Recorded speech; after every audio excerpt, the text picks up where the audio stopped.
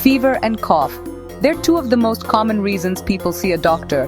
But what actually causes them? And when should you start to worry? Let's break it down. A fever is just your body's way of fighting off an infection.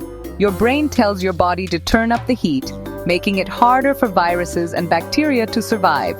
Usually, you'll feel hot, sweaty, maybe a bit achy, not fun, but it's your immune system doing its thing. Now, a cough is a bit different. Think of it as your body's broom. It sweeps out irritants, mucus, or germs from your airways. Coughs can be dry, just a tickle or a scratchy throat, or they can be wet with mucus coming up. Both are normal, but they can be annoying, I get it. So when should you actually worry? If your fever goes above 39 degrees Celsius or lasts more than 3 days, it's time to check in with a doctor. Same goes for a cough that sticks around for more than a couple of weeks, or if you're having trouble breathing, chest pain, or coughing up blood. These can be signs of something more serious. Most fevers and coughs are caused by viruses, like the flu or a cold, and will go away on their own. Rest, fluids, and over-the-counter meds can help you feel a bit better.